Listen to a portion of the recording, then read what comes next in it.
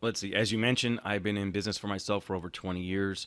Uh, I had a corporate gig that went south back in 2000, and I was told that I was one of 700 applicants for one job. It was unlikely I was going to get it, so I needed to find something else. And my father-in-law at the time said he had a building that needed cleaning, and if I came a dollar under the cheapest bid, it was mine. That is how my entrepreneurial journey began. Welcome to the Gentleman Success, Happiness, and Fulfillment Talk podcast, where we bring to you the most successful, happy, fulfilled gentlemen from around the world who have been able to conquer themselves, their life, their marriage, and their businesses. You will be learning from four-dimensional gentlemen who have cracked the code to the science of having it all. The question is, how can married entrepreneurs with kids become gentlemen, achieve true freedom, and build a successful, happy, and fulfilled life, marriage, and business? This show will give you the answer for that. My name is Alex Ramirez, and I'm your host, and you're welcome to the Gentleman Success, Happiness, Fulfillment Talk podcast. Hello, beautiful people. Welcome to another episode of the Gentleman Success, Happiness, and Fulfillment Talk podcast. As always, I have an incredible guest that I'm very excited to get to talk to, learn from, and connect with. But before I introduce him to you, I just want to ask you all for a favor. I want to ask you that if you get something out of this interview, if you get some type of value, some insight, a skill, knowledge, information, or the inspiration to go out and take action to keep on moving forward towards your goals, I want to ask you to please share this episode with 10 people. Share it with 10 friends, share it on Facebook, share it on social media, on your Instagram. Send the link of the interview to your mother or to your father or to your friend. Share it with 10 friends, since this is how we grow. This is how we're able to share our message and motivate, inspire, and bless other men and women out there to change their lives and tap into their God-given unlimited potential. And today, I have John Hulen. Hulen or Hulen? Hulen. Mm-hmm. Cool. I'm Mexican, bro. So I sometimes struggle with this kind of things. So I have John Hulen, and he has 30 years of experience coaching in private and nonprofit sectors. John helps individuals and organizations clarify who they are, why they are here, and where they should invest their time and energy, which is something very important. John has a passion for leading people to see the importance of navigating relationships personally and professionally, and how mastery over these areas, relationships in life and business, can impact every single aspect of life and success and happiness and fulfillment. And he's been a business owner for over 20 years. He's been a successful entrepreneur, and John specializes in working with business owners, executive leaders, managers, and team members, challenging them to think and act differently in order to achieve different and bigger results. So, John, thank you very much for being here, bro. I really appreciate you, and you're welcome. Thanks, Alex, for having me on. I can't wait to be able to get into what we need to talk about today and to be a blessing and to serve your audience. Yeah, I like that word, blessing. So let's get into it, man. So the first thing that I do with my guests is I tell them to walk us through their entrepreneurial journey in 75 seconds or less. Okay. Let's see. As you mentioned, I've been in business for myself for over 20 years. I had a corporate gig that went south back in 2000, and I was told that I was one of 700 applicants for one job. It was unlikely I was going to get it, so I needed to find something else. And my father-in-law at the time said he had a building that needed cleaning, and if I came a dollar under the cheapest bid, it was mine. That is how my entrepreneurial journey began. Okay, that's how it began. So so in 2000, so we're like 21 years ago. So so when I was born, back when I was born, and you were on this corporate gig. I'm actually 21. Did I mention that? You just did. Yeah. Well, I'm 21, man. I'm 21 years of age. I don't feel 21.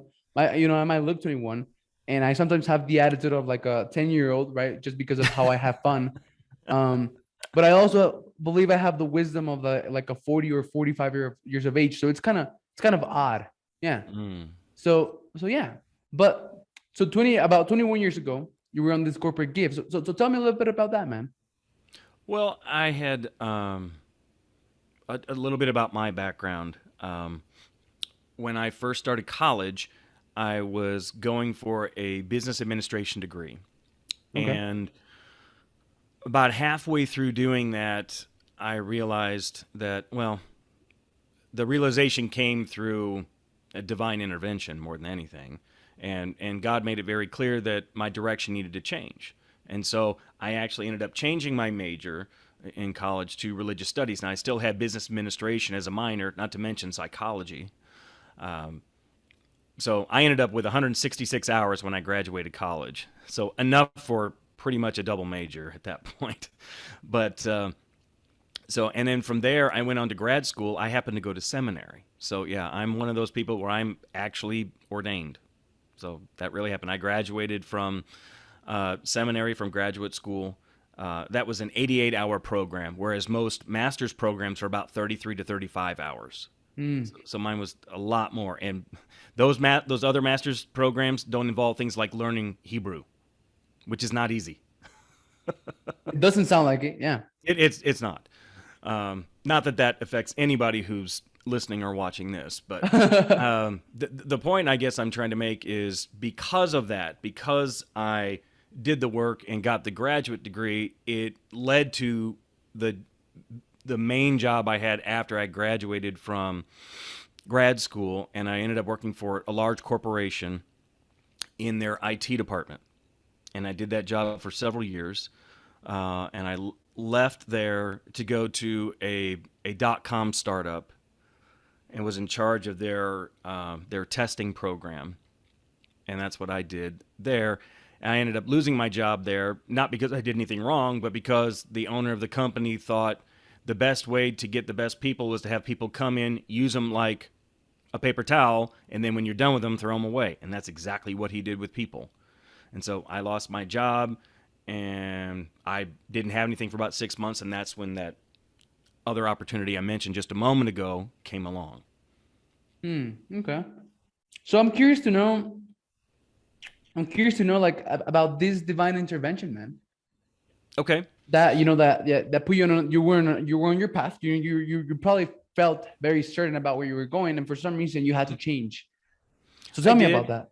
Well, I was going down the business route because it was something that I thought I could do. I didn't necessarily think that was something I was supposed to do, but I knew it was something I could do.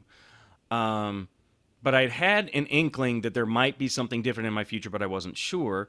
And so, I mean, honestly, I remember it like it was yesterday that I was in a time of reading in my Bible and praying, and God made it very clear to me. It's like, this is the direction I want you to go.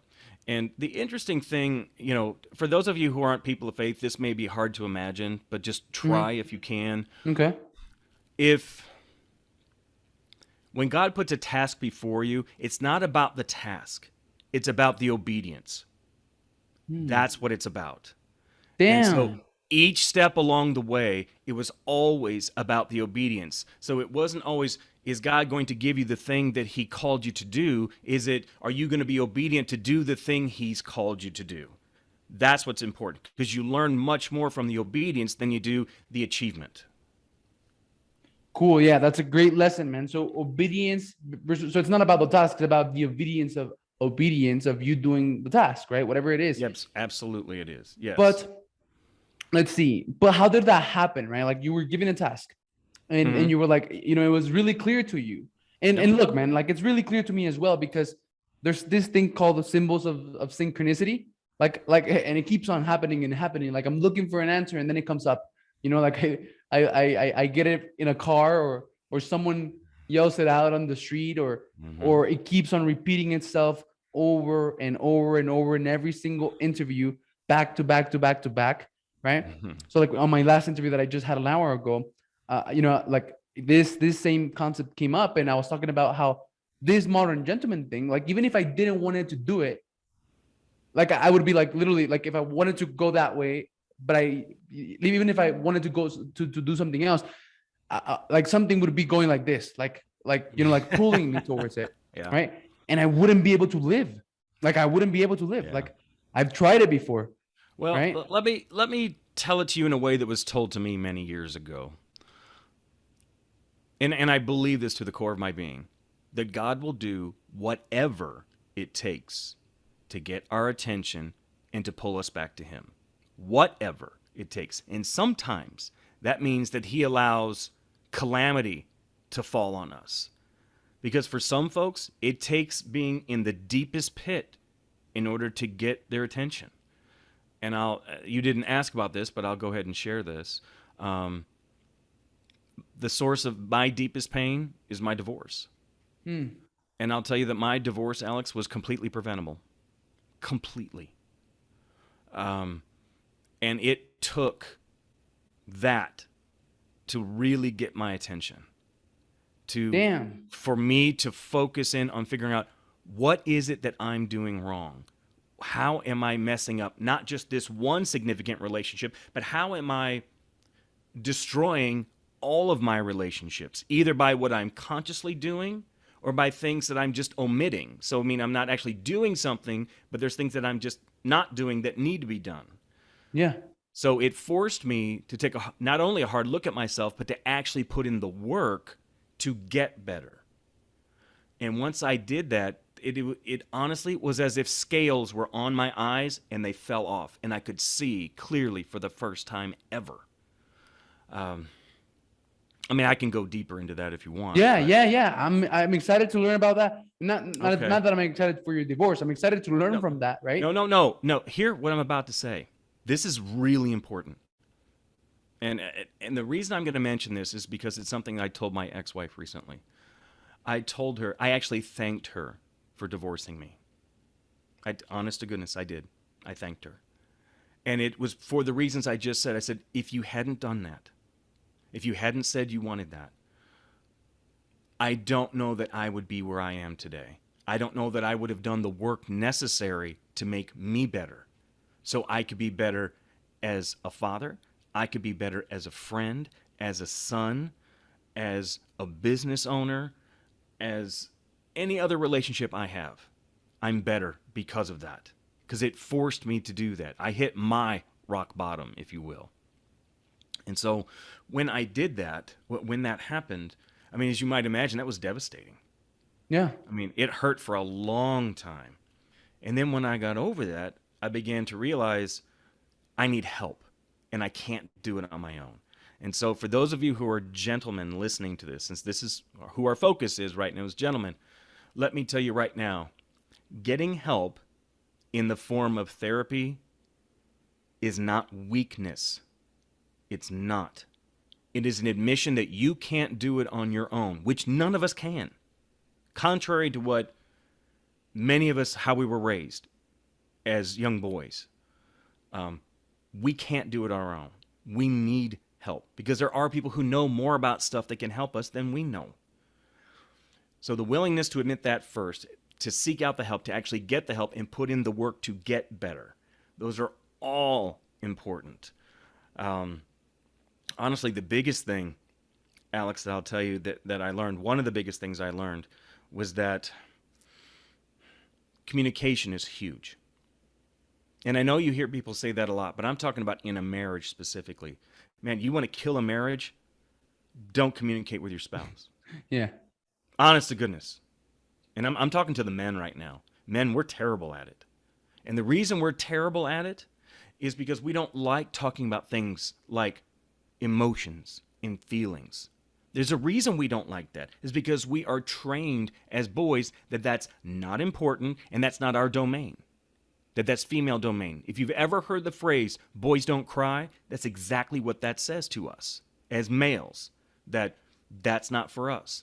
And so what I tell guys all the time, because I get pushback from them, Alex, to say, I know that she wants that stuff, but man, I'm not good with feelings. I'm not good with emotions. I'm like, were you good the first time you rode a bike? No, you were terrible. Yeah. Because we all are. So I tell guys, don't think of these as feelings and emotions. Think of it as a brand new skill set that your employer or your client has come to you and it's like, look, we're going in a different direction. This is a skill set you have to have in order to continue here.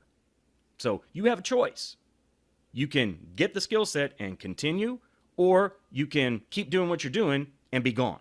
The choice is yours. And this most significant relationship is way more important than any job or client. Infinitely more important. So getting that, grabbing hold of it, making it your own is important. Now, understand, the first time you do that, the first time you start trying to open up to your significant other, it's weird. It is. It doesn't feel right. It just, it feels icky, and you feel like you're stumbling over your words, and it just, it's horrible. It gets better over time. But honestly, I can tell you the thing that I won't say all women, I will say most women really desire is they need that connection. They need that emotional internal connection. And when we don't give that to them, we are cutting off their relational oxygen. We are killing them by not giving that to them. It's huge. So your inability to connect with your, with your past wife was what caused the divorce then? How did that look like? It was one of the things. It wasn't the only thing, but it was one. Yes, it was a big one too. Cool. So yeah. so is this lesson, right? Like so like a divorce led to a lot of pain, led to a lesson, led to you're learning a lot, right? And well, let me tell you how I phrase it. Pain leads to purpose, which leads to platform. In that order. In that order. I don't believe you can achieve your purpose without pain. You can't. Yeah. And our pain, Alex, is never for us. That's what most people get wrong about pain. They think it's for them. It's actually not. Our pain is actually for other people. Because when we grab a hold of it and we understand, yes, this is painful, but we do the work that needs to get through the pain and not ignore it, not pretend it's not there, not dull it with other things, but we actually invest in the pain to get through it. When we do that, that leads to the purpose. It gives us something to do. Now, some people will try and use these two particular terms interchangeably, passion and purpose, and I will wholeheartedly disagree with that because I don't believe they're the same. I'm going to use some definitions from a friend of mine, James Laughlin. And James says it this way. Passion is for us. Purpose is for everybody else. So the things we're passionate about are for us. But the things that give us purpose is what blesses others. That's awesome. Yeah, that's great, man. I love it. This is another thing that keeps on coming up, right? How, a lot of people who are depressed, unmotivated, uninspired, like they just can't get themselves to take action. Well, it's probably because they're making it all about them. Yes. Right? Yes. Right. So like if you want, if you want to find your purpose, like whatever that means, right? Like people don't have like a sense of purpose. Well, it's probably because you're thinking too much of yourself, right? Like purpose is for everybody else, right? For you to give it to other people. And if you happen to stumble on something that you're passionate about and you can use to serve other people, then boom, you're golden, right? And but yeah, so pain, right? A lot of people dull it. I think you said dull it. Oh yeah. Dull. What's dull? Well, like, if you dull, it's pain. Think of it. If you have pain, it's like taking Advil. Okay, that's dull. Okay, that's dulling the pain because technically speaking, Advil doesn't take away your pain. It just tricks your brain into thinking the pain's not there. Okay, and that's what a lot of people do, right? They dull it, they suppress it, they sedate it. And then that's when that lesson keeps on showing up in different forms, right? Like different, you're taking a test and you're failing it, right? Where you're giving another test with a little bit, with slightly different questions, but the lessons are the same. And they keep on showing up, they keep on showing up, they keep on showing up. And the more you dull it, suppress it, or sedate it, the more you will, like suffer and be stuck and go through that pain until you learn from it, right? Then it becomes your purpose, and then you can turn it into a platform. I think you said that beautifully. So yeah, that was great, man. So, to people listening, right? If you're going through pain, if you're going through like a harsh, there's some harsh stuff, which every one of us goes through. Yeah. Like, just know that pain is for you to learn something, right? and then to share it with the world. Absolutely. Yeah. I mean, to hang on to that and not share that with other people is extremely selfish. It really is. I mean, if you think of an organization like AA, which is Alcoholics Anonymous. Mm-hmm. That organization started because somebody had pain. They went through their pain and got better, and their goal is to help other people. So, the person who started that, if they had kept it, if he or she had kept it to him or herself, that organization wouldn't exist. And I have friends today that wouldn't be alive without it. Yeah, exactly. So, So then ask for help, right? In the I feel like that's where your book Masculine Revolution, how to ask for directions without you losing your man card. I feel like that lesson was where that book was inspired from. Is that correct or no? yeah, it's the book definitely comes from my pain. There's no doubt about that. In addition to my podcast. So, yeah. Hmm. Okay. And your podcast is relationship and revenue, right? Yes. So Hmm. you found the correlation with that. You found the correlation from with relationships and revenue, right? Oh, yeah. So It's my belief, Alex, that if you want to be great in business, it starts at home. Because if your 100. relationships at home are a mess, your business will never be as great as it could possibly be. Because whatever's happening there goes with you. Mm-hmm. Whether that, even if you work from home, and that means it will travel to the next room, doesn't matter how far you travel. Those challenges, those problems, those issues are with you, and they weigh on your mind. They weigh on your heart, and it comes through. Other people can tell. 100%, man. Um, yeah, yeah. It all starts at home. It all starts with with you at home. Um, and a lot of people think that they have business problems, but in reality, they have personal problems reflecting in their business, right? Because businesses don't have problems. People do. People have businesses have people, and that's why Yep. that's where the problems come from. And I've definitely experienced, right, like having problems with my wife. I've been calling her my wife for the past 3 years because I'm committed, but we're going to get married pretty soon. And like I have a problem at home, and for something like I just can't think, right? And I bet that there's a lot of men out there who they're at home, they're at work, they're thinking that about the problems that they have at home, and Hmm. then when they're at home, they're thinking about all of the problems that they have with their business because of all of the work that they didn't do because they were thinking about the problems that they have at home. So they're not home and they're not in their business, Right. right? Oh, yes. So so then in relationships, so then the audience, I can see how relationships is correlated to revenue, right? Hmm. And like I am on a journey of like improving my relationships. Actually, man, I've been trying to get Grant Cardone on my podcast and Gary J. White. There's some, there are two men that really inspired me, and I Hmm. haven't been able to. And guess who I've been able to get on my podcast? Their wives, right? On my other Oh. podcast that is called Understanding a Modern Queen, right? So Hmm. like I strategically started that to get them on my podcast and some other men as well, right? And to like get both power couples, like both people in the power couple.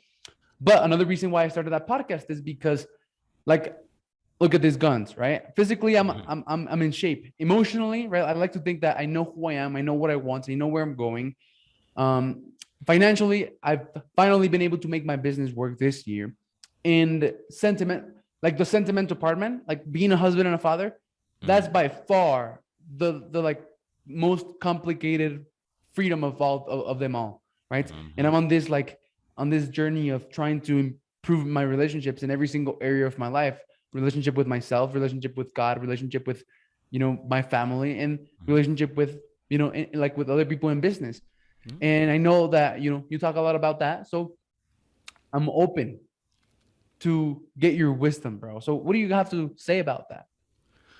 Um, Let me start with this. One of the biggest things that I learned, and I created my own framework, but I don't use the word framework because I think it's overused.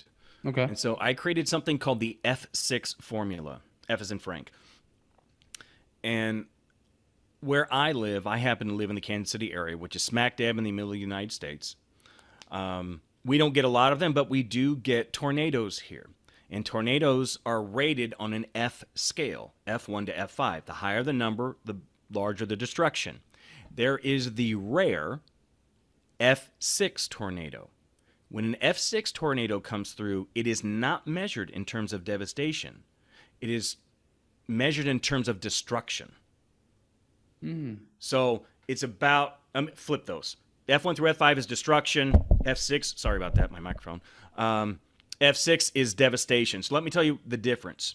F1 through F5, if you've ever seen video footage or pictures of a tornado, typically that's where you see like houses kind of broken some and stuff scattered around. When an F6 comes through, there's nothing left. I mean, it picks up houses from the foundation. It completely uproots trees, flattens hills. So however wide that tornado is, it goes straight through. It makes it as if nothing ever existed in that path, ever. That's exactly what happens in a man's life when the 6 areas I'll tell you about in just a second are out of whack. And those 6 areas happen to be faith, fashion, fitness, food, friendship, and fun. Those 6 areas, very important. I'm writing them down. And fun. Okay. Yeah. Faith, fashion, fitness, food, friendship, and fun. All right. So those are the 6 areas, those are the 6 areas of a man's life that if they're out of whack at all, the relationship is in trouble. Big time. And the problem is, for us as men, most of the time, we don't realize there's a problem until it's well on its way to being horrible. Because that's exactly what happened to me. Think of it this way. Think of yourself being on a train. A pretty fast-moving train. And you're going through this beautiful countryside with it. And you know that there is a river coming up, but it's really far down, like in this valley. And so they built this bridge across the chasm to get across, right? And you think everything's fine, and you're on this train, and you're moving fast. The problem is that years ago, that bridge crumbled and fell away. But you still think it's there. So you're still barreling ahead straight on this train, thinking everything's great, and you're about to go crashing, from which you will unlikely recover. Yeah. Before my divorce, that was me. I thought the bridge was there when it wasn't. And I crashed. Damn. Yeah, okay. So part of my goal and part of what I'm here to do is to keep other guys from ending up like me, is to say, hey, the scales are gone from my eyes. I can see where you're headed. I can see clear now. Let me tell you what's coming. Let me warn you so that you can start to make corrections along the way. The corrections are the building back of the bridge. And let's get that bridge completely built back up again. Great analogy, man. Like great analogy. Like that analogy, I think is going to make some men be like, damn, I don't want to crash. Right. No. So yeah, that was a good analogy. I love it. So faith, fashion, fitness, food, friendship, fun. How come you don't have finances in that? I get asked that question a lot. And to be honest with you, now again, I'm talking about all men. Of all the areas in a man's life that affect his marriage, those 6 are the ones that are most critical to the marriage itself. It's not that finances don't play a part in it, but those others are so much more important. When those are where they need to be, it's almost like the finances kind of take care of themselves. Okay. Yeah, for sure. That makes sense. Yeah. Because the problem is that if a man focuses on the finances, the other stuff doesn't get resolved. And so, again, that's more like focusing on the business when everything is going wrong at home. And so I've built the business up as high as I can over here. It's still kind of struggling, but I've got it. But all this other stuff is falling away. That if I took a little bit of attention off the business, put it back over here where it needs to be, then the business is going to go, boom, take off. Yeah. So it happens as a natural result of who you are, right? Which is all of the other areas, right? Like, sorry for the interruption. If you're an aspiring, established coach, course creator, author, and speaker, I want to extend an invitation to check out my free training on the podcast Cloak Track Framework by clicking on the link in the description of this podcast. On this training, you're going to learn how combining podcasting with a rare concept that very few people know about called The Cloak Track can help you build a multi-million-dollar network of successful people who can become your clients, put you in front of hundreds of your ideal clients with your message, coaching, courses, and books, help you become a best-selling author, get you booked to speak on stages, or even making an extra $237,600 in the next 6 months. Click on the link of the description of this podcast to learn about the 4 simple steps to make this work. Step number 1 is alignment. Aligning who you're trying to be, what you're trying to do, your goals and purpose with building your podcast so that podcasting is a vehicle to help you achieve your goals. Step number 2 is leveraging the Cloak Track to find an unlimited supply of your ideal podcast guest. Step number 3 is leveraging the Cloak Track to close an interview with anyone, no matter how rich, famous, or out of your league they may seem. And step number 4 is the content machine, which is the key to tapping into other people's audiences. These are the 4 steps to making the podcast Cloak Track framework work, and I'm not going to hold anything back on this training. So click on the link in the description of this podcast, go and check it out. And once you've done that, if you feel like this would help, we also have a complimentary, free, absolutely free alignment call to get you started and show you exactly how to implement everything. Get access to the training right now, and I hope you enjoy the rest of this episode. Bye-bye. Like faith, fashion, fitness, food, friendship, fun. That's who you are by working on those areas. Like success in the financial areas, so success in business happens naturally, right? That has definitely been my experience because I have a pretty short journey, right? 3 years. I'm not even getting started, man. I'm so excited. But let's see. So like I spent the first 2 years, like pretty stuck, right? Like I did make some money, but I was jumping from place to place, looking for what I'm doing right now. And I couldn't make the finances work, right? The way that I wanted to.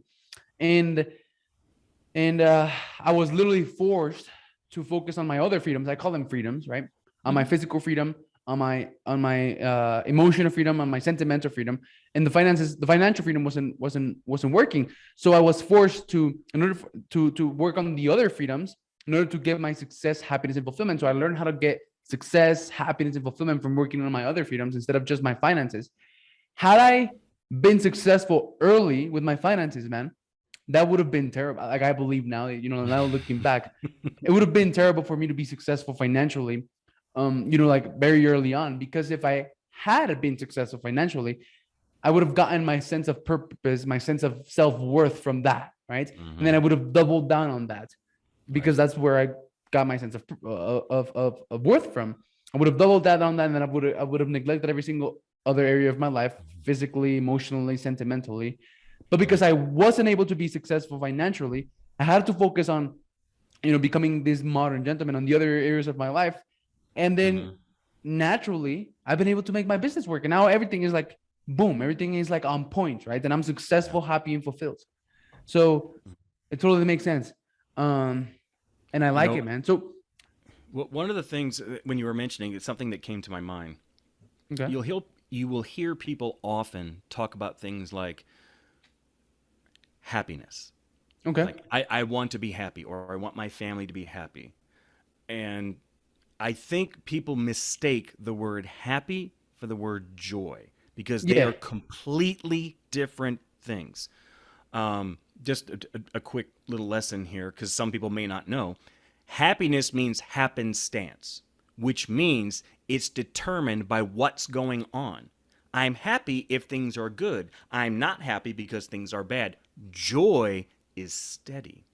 Joy, you can have joy in the midst of the worst circumstances, the absolute worst circumstances, because it's not dependent on the circumstances. It's an active choice.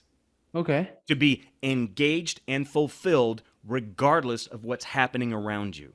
So that's one of the things that I want for and I pray for my children is for them to have joy, not happiness.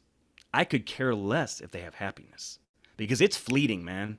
It is fleeting. It's there 1 second and gone the next. But joy, I remember reading several different books of Holocaust survivors and the way that they would describe how they survived in the midst of all that. The word I kept hearing over and over again was joy. Damn. And it's like, okay, if you can have joy in the middle of that, you can do anything. Yeah. So that's what I want. And that's what I actively work toward and have. And that's what I want for other people. That's awesome, man. And I agree. I agree with you. Like happiness is just like a state that you get into when you're not afraid anymore, right? That it's like temporary.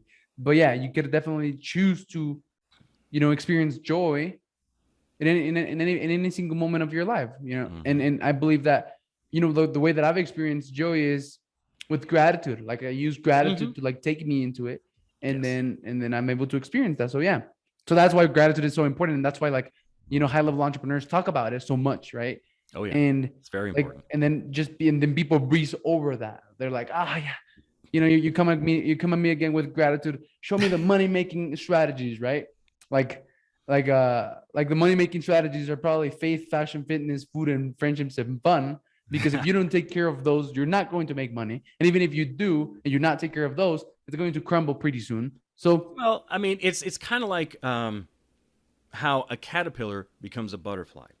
okay, If you think about it, I mean, a caterpillar exists for a while, and its purpose is to become a butterfly, but it's not easy. It takes work because once they start to spin that cocoon and it finally gets done, they're inside, their body starts to morph and to change. that's crazy, But right? it's about the struggle to get out that makes the wings strong enough to survive once they get out. The worst thing that you can do for a butterfly is to cut that cocoon to make it easier for them to get out because they won't be strong enough and it will actually die. The same thing is true when people come to you when they talk about wanting these things like, I want strategies to make money when their lives are a wreck. It's Mm-hmm. like, no, no, no, no. You want step 25, but we got to go all the way back to step one and we got to rebuild you so that you're ready for step 25. Because if I told you what you needed to know at step 25 right now, you wouldn't even be able to do it. Exactly. Yeah. There you go. Now, that's not what people want to hear, but it is the Mm-hmm. truth. So let's let it marinate for like 5 seconds. Awesome. There you go. So man, I hope, like, yeah, like that's the key, right? Like, with the modern gentleman, the way that I explain it is, people buy a program or whatever and they want to focus on the business. But no, you first focus on the businessman, and then, for helping him become that, businessman that he needs to be. And then you can give him the tools and everything to focus on the business. Yes. So yeah. And man, so I'm actually building to, like starting to build a team. I Hmm. went from being a solopreneur to having like 15 people on my team in the past couple of months. Nice. And it's been pretty cool. And I've learned so much, so many leadership lessons. Um, like like what we talked about, right? Like about serving and humility. That came up at the beginning of the podcast. And I know that you talk about leadership, right? And like Yep. teamwork. And so yeah, um, yeah, I don't know. I'm just looking for whatever, that for whatever that can serve, that I can use to like grow and, and Hmm. help grow the other people as well. So what is it that you talk when it comes? What is it that you talk about when it comes to like leadership? Well, I mean, you mentioned one earlier, and that is gratitude. It's extremely helpful. It's easy for people to say, well, when they talk about material possessions, to talk about gratitude, thankfulness for those kinds of things. That's not what I'm talking about. Um, Learning how to go deeper within, to figure out what is it that I'm truly grateful for. This may sound trite to some people, but something as simple as I'm grateful for my next breath. I am truly thankful that I have another day to be on this planet, to be alive, to be able to share and live life with other people. Because life is all about relationships, period. Trying to do life on your own is foolish. Because you can't have a well lived life alone. It's we weren't designed for that. I don't mind saying that. I do believe that we were designed by a creator. His name I happen to call God, and God designed us to be in community with one another because there are things that you're good at that I'm not. And that means that there are certain aspects of who you are and what you do that I need so that I can learn from you because when we're together, we're better, we're more complete.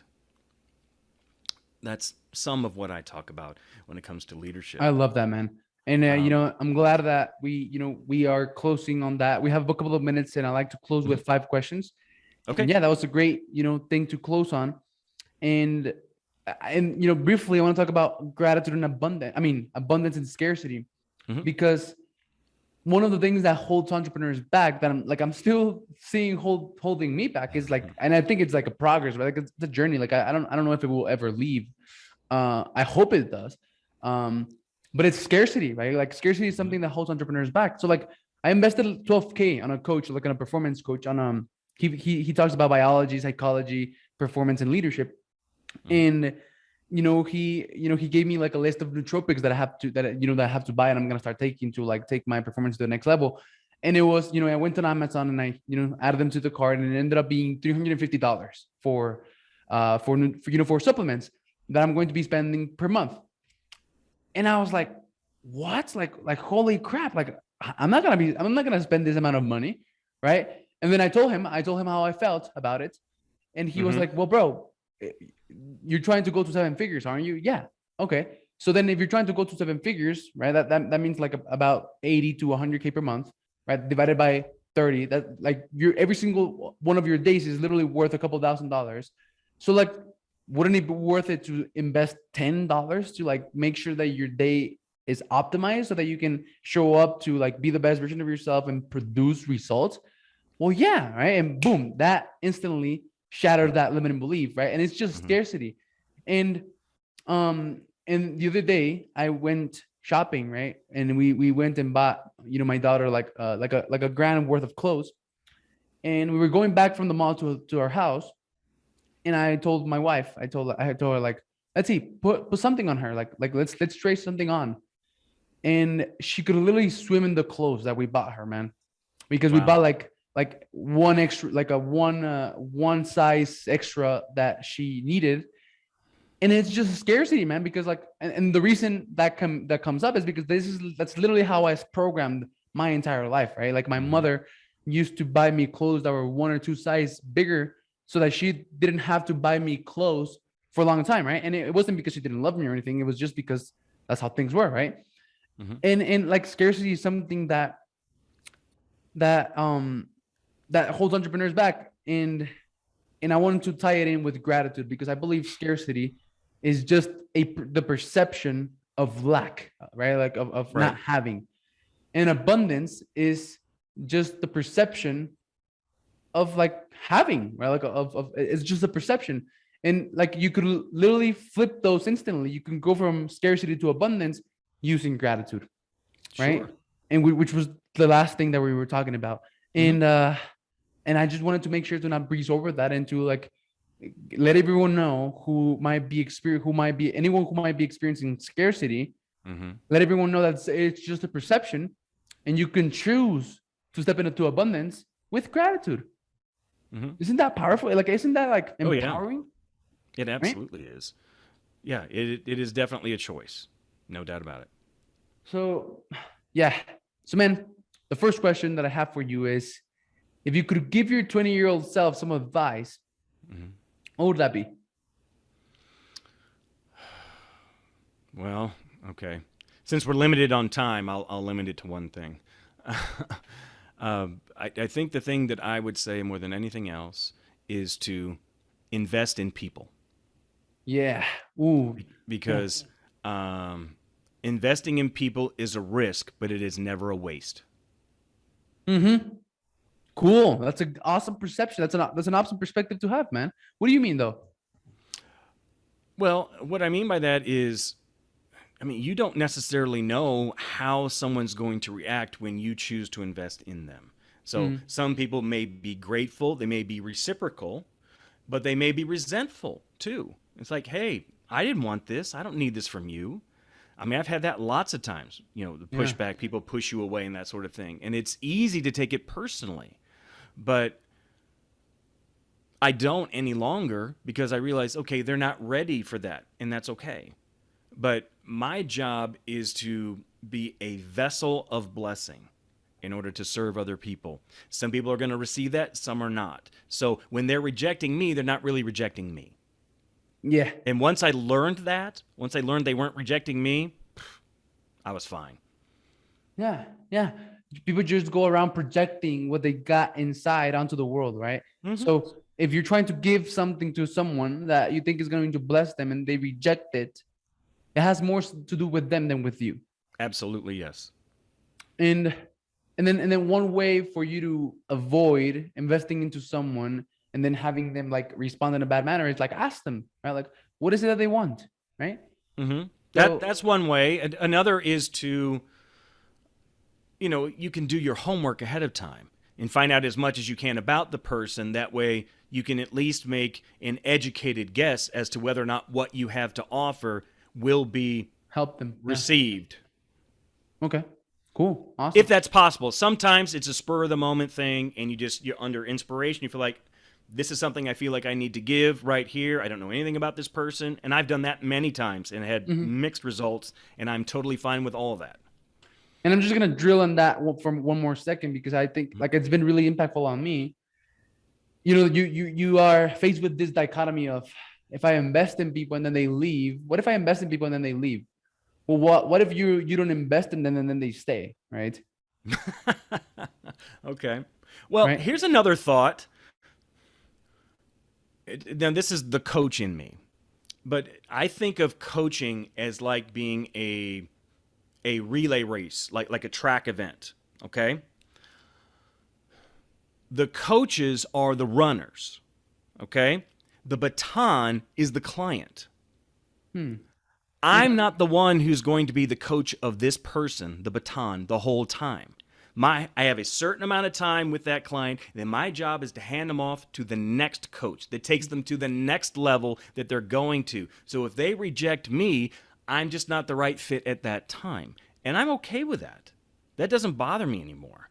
Because Cool. again, I realize they're not rejecting me. It's Yeah. not it's not a personal rejection of me. Awesome. That's a great awareness to have, bro. Awesome. The next question is mindset. What is one mindset shift that you've had that you think has contributed to your success? Uh, I have to go back to this whole idea of gratitude again, and that is I am thankful for the challenges that come along in life. Mm-hmm. Because without challenges, I wouldn't know where my boundaries are, and I wouldn't see areas that need improvement. So I'm grateful for the hard times because they make me better. Awesome. Yeah. The biggest trees grow in the biggest and the strongest winds, right? Like Mm-hmm. life is not a growth centric experience. Life is a no, life is not a comfort centric experience. Life is a growth centric experience. And when you realize that life is a gym, right? Mm-hmm. Then you can take on it with the attitude of going and work out, right? Like an Right. athlete doesn't go to the gym thinking, oh, do I have to lift this? No, right? Right. They go and they lift it and they They want to get push as to. hard as they can to get stronger. Right. I think of a lot of life, whether it's business or personally, it's a lot like climbing a mountain. It's a lot of work to climb that mountain to get to the top. The reward, the payoff is getting to the top. Here's the key point. Too many people think you can live at the top. Hmm. You can't.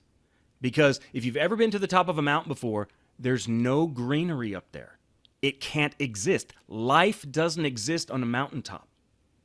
That's It crazy. exists it exists lower down in the valley.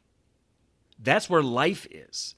So the reward is getting to the mountaintop, but you don't live there.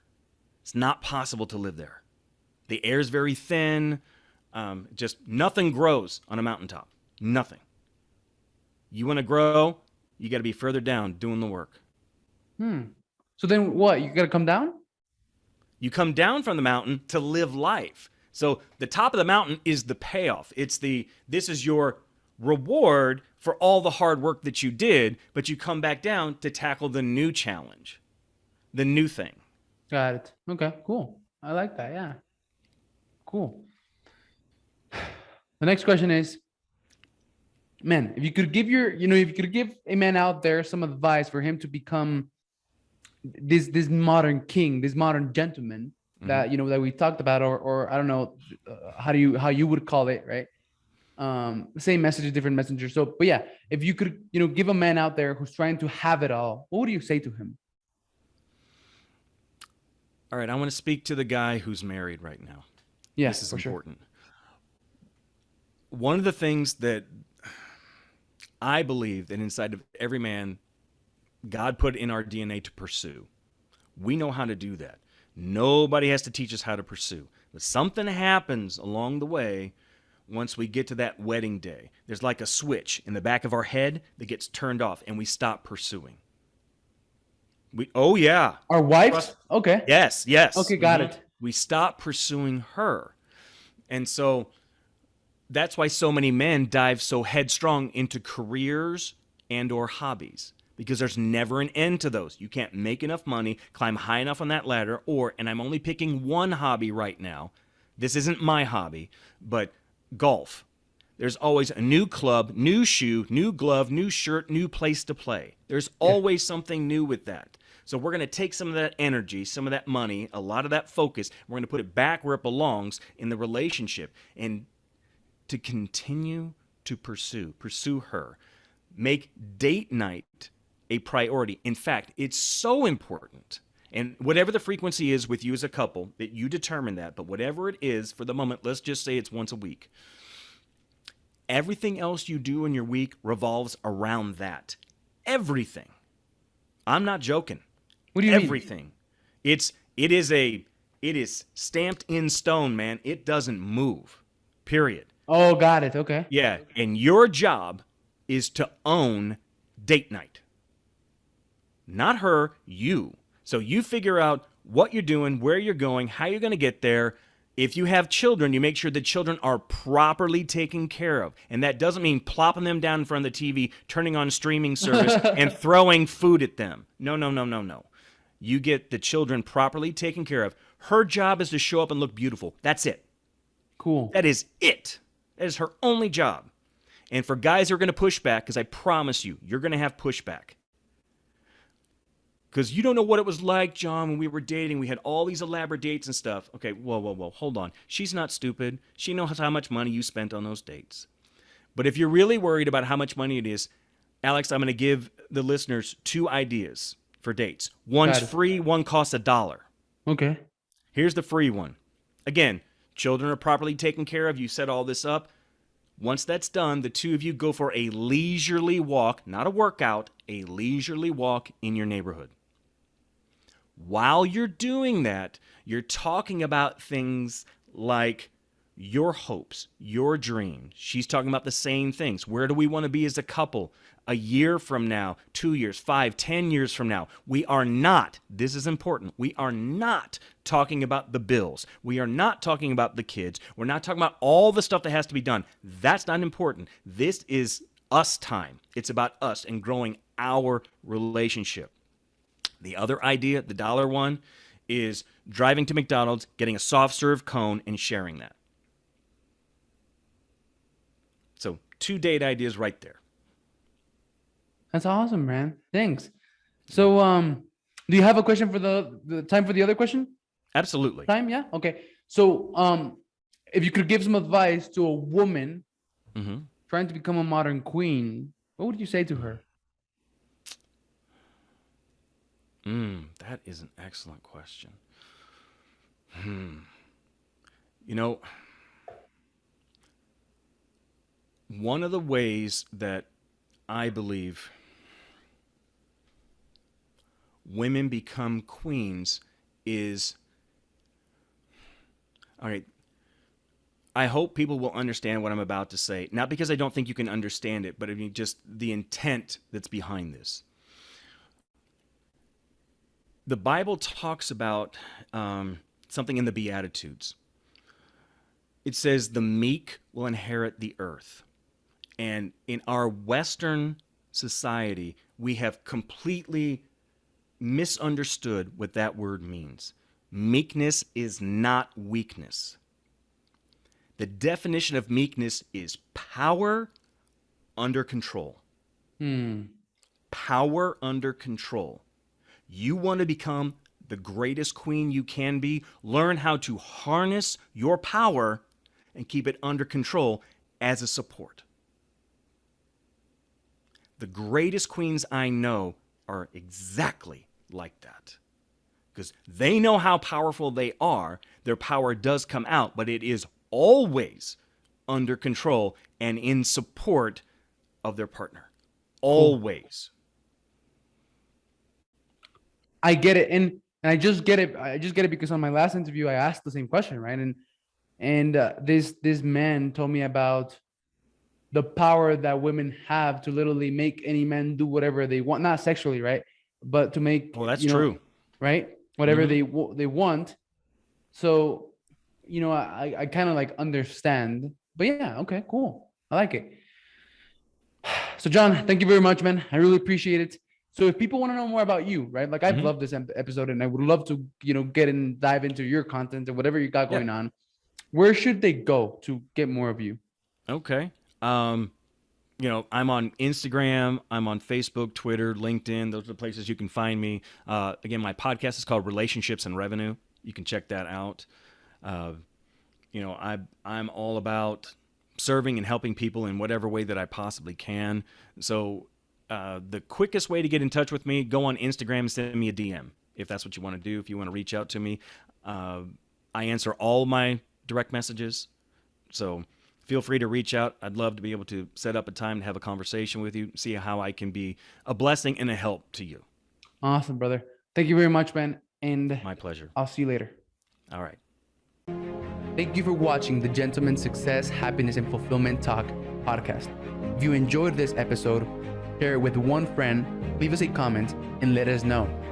99% of people never leave a review or comment, but we love and are very thankful with the 1% of you who do. If there's something or someone you want to see on this podcast, send me a message on Instagram at Alex_Ramirez1020 and let me know. As a thank you for that, I have an amazing surprise for each and every one of you who does take the time to leave us a comment or review on YouTube or one of the major podcasting platforms